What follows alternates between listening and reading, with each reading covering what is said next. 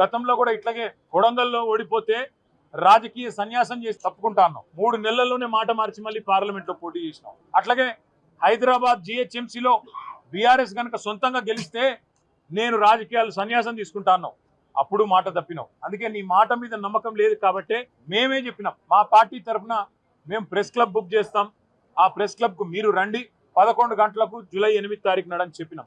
ఇక చెప్పినట్టుగానే కొడంగల్లో ఎక్కడో కాదు, ముఖ్యమంత్రి గారి సొంత నియోజకవర్గం కొడంగల్లో కూడా ఇంతవరకు రైతు బంధు పడని 670 మంది జాబితాతో సహా, రైతుల జాబితాతో సహా, వాళ్ళ పేర్లు, ఫోన్ నంబర్లు, వాళ్ళ ఇంటి అడ్రస్తో సహా మేము చర్చకు సిద్ధమై బయలుదేరిపోతా ఉన్నాం.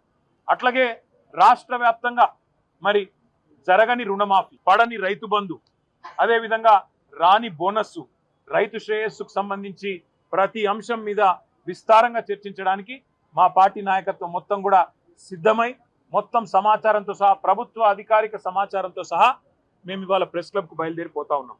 ముఖ్యమంత్రి గారు నిన్ననే బయలుదేరి ఢిల్లీ పోయినారంట. మేము అనుకున్నాం వస్తారేమో అనుకున్నాం, ఆయనే ముచ్చటపడి పిలిచిండు కదా వస్తారేమో అనుకున్నాం. రావడం లేదని నేను అనుకుంటా ఉన్నాను, ఎందుకంటే ఢిల్లీలో ఉన్నానని చెప్తున్నారు. మరి వ్యవసాయ మంత్రి గారు వస్తారా, లేదా ఇంకెవరన్నా బాధ్యత గల మంత్రి గారు వస్తారా, లేక ఉప ముఖ్యమంత్రి గారు వస్తారా మాకు తెలియదు. ఎందుకంటే ముఖ్యమంత్రి గారు స్వయంగా విసిరిన సవాల్ కాబట్టి తప్పకుండా వారి ప్రభుత్వం నుంచి ఎవరైనా ఒక బాధ్యత గల వ్యక్తి వస్తారని నేను అనుకుంటా ఉన్నా. మేము పోతాము, అక్కడ ఎదురు చూస్తాం. ముఖ్యమంత్రి రావాలి అని మేమేం అంటలేం. ముఖ్యమంత్రి గారి తరఫున ఒక మంత్రి వచ్చినా వారితో చర్చించడానికి మేము సిద్ధంగా ఉన్నాం. ఎందుకంటే ఇంపార్టెంట్ సబ్జెక్ట్, రైతుల సబ్జెక్ట్ కానీ, తెలంగాణ యువత సబ్జెక్ట్ కానీ, 2 లక్షల ఉద్యోగాలు ఇస్తానని చెప్పి అశోక్ నగర్లో ఛాయ్ అడ్డా మీద ఛాయ్ దాక్కుంటా రాహుల్ గాంధీ గారు స్వయంగా ఇచ్చిన మాట మీద కూడా చర్చించడానికి సిద్ధమా అని ముఖ్యమంత్రి గారు అన్నారు. దాని గురించి కూడా మేము సిద్ధమే.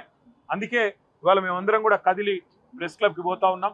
మరి ముఖ్యమంత్రి గారు మాట నిలుపుకొని తప్పకుండా హాజరు కావాలని, ఇవాళ హాజరు కాలేని పక్షంలో మరొక రోజు వారు ఏ స్థలం చెప్పినా, ఏ తేదీ చెప్పినా, ఏ రోజు చెప్పినా, ఏ డేటు ఏ టైం చెప్పినా తప్పకుండా మేము వస్తాము మా పార్టీ తరఫున మళ్ళొకసారి వారి సవాల్ను స్వీకరిస్తూ వారికి విజ్ఞప్తి చేస్తూ, చర్చలో తప్పకుండా ఎవరైనా మంత్రి గారు వస్తే వారికి కూడా ముఖ్యమంత్రి గారికి చెప్పాలనుకున్న అన్ని విషయాలు, రాష్ట్రంలో రైతులకు జరుగుతున్న మోసాలు, రాష్ట్రంలో రైతులకు చేస్తున్న అన్యాయం మీద వివరించి చెప్పడానికి మేము సిద్ధంగా ఉన్నామని మళ్ళొకసారి తెలియజేస్తాం.